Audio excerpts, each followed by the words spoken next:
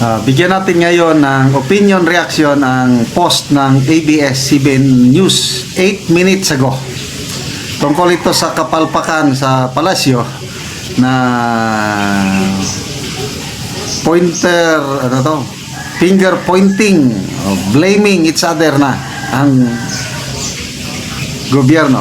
Angry o Malacanang, may nagalit mga taong bayan.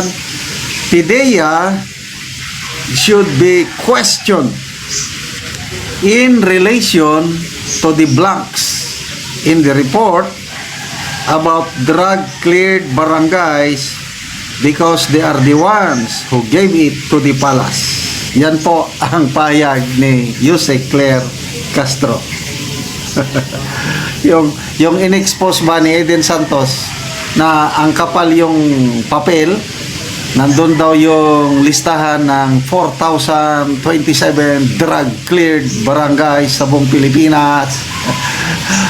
Lumalabas, wala na may pangalan ng mga barangay, numbers lang nandun, tapos ang kalahati blanco.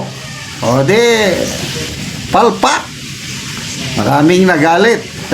Ngayon, nagsisihan na sila.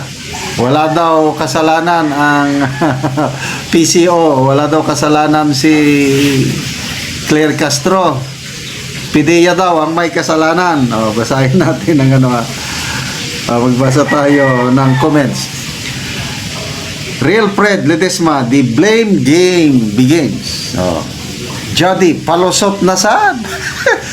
Wa, ni mo gi-check before ka nagbuklat at yun ang problema.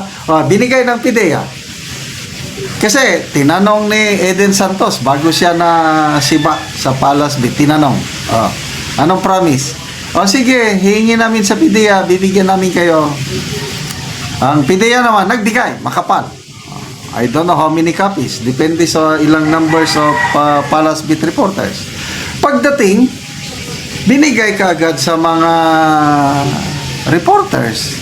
Hindi man lang chinek up kung anong laman. Pwede ba yon? Palusot na wala kaming kasalanan? Ito, palusot. GP De Leon, dapat din bago mo sinabi sa media, dinouble check mo or nang stop mo para hindi nangyari yan. Scapegoat na lang ang PIDEA. Buong mundo nanonood sa'yo, Auntie Claire. Tapos, di pala clear news mo. Pagtatawanan kayo ng international community yan. Ay, Diyos ko. Maria Igona, hilig nyo talagang manisi sa mga kapalpakan nyo. Baka mamaya, isisi na naman nila sa Duterte. Kasalanan ni Digong ninyo. Bakit walang laman yung mga bag? Osel Abe, Tanjee pala ang palasyo. Alam pala nilang blanco, ba't ba nila ibinalita or ibinigay ba? Sabi Traveler, nako, bago nyo i-announce in public, nire-review yan and seek briefing from PIDEA para di ka ma-criticize in public. Okay, basahin natin yung news, ha? Grabe naman, Ba't hindi ma-open? Ito. The Philippine Drug Enforcement Agency is the one responsible for submitting a 74-page report of supposed drug-cleared barangays that contains several blank pages. Communications Undersecretary Claire Castro said on Tuesday. The PCO earlier reported that there are numerous drug-related cleared barangays in the Philippines and provided a stack of papers supposedly containing the list of areas that PIDEA has certified as drug-free. Bakit may blanco? Paano ko naman tatanggalin kung yan ang ibinigay na print ng PIDEA? Yan ang rason ni Castro. Mahina. Kung may blanco yon, PIDEA na tanongin nyo kasi siguro hanggang doon lang yung report at nagkataon lang na nung prinint nilang ganun. Alam nyo, kung ako yan, mag-sorry na lang ako. Kung ako yung spokesperson, oh, I'm sorry. Ganon. Hindi yung isisi mo. In the first place, hindi sana mangyari yun kung pagdating ng PIDEA documents, chinek up lang ng mga staff. Anong klaseng staff ang nandyan sa PCO? Sayang lang ang sweldo ng taong bayan sa mga staff na yan. Diretso nyo ibigay sa mga reporters. Magagaling ang mga reporters. So, tignan nyo. Eden Santos lang ang may lakas na loob na ibulgar yun. How about the rest? Yung mainstream media, tahimik man sila. Saka na lang sumakay sa issue nung simula ni Eden Santos. Grabe.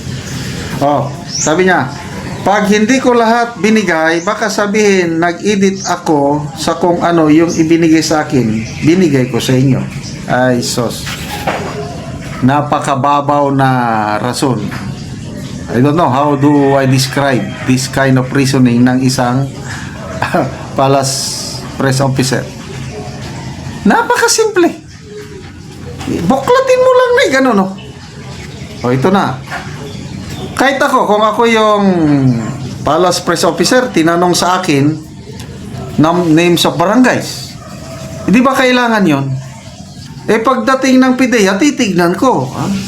Para kung tanungin ulit ako, at least may masabi na ako, mga barangays.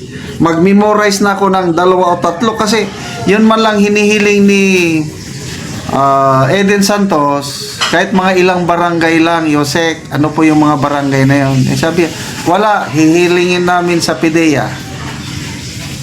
So pagdating ng PIDEA document, bakit hindi niya tinignan para maglista na siya doon ng 2-3 barangay na bago niya i-submit, i-present. Okay, ito na yung ano. So, ito sa Malacanang, San Miguel, Manila, clear na ang San Miguel, Manila, parang ganun ba? Wala, hindi niya tinignan. Grabing palusot. Grabe.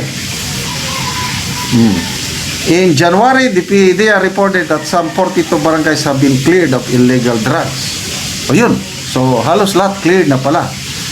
On the other hand, 6,112 nationwide remain drug affected.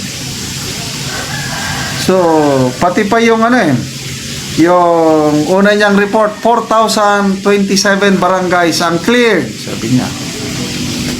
Mamaya sa PIDEA document, nasa 25,000 ang cleared. So, alin ang totoo? Yung 4,000 o yung 25,000? So, ganyan po kagaling ang ating Palace Press Briefer.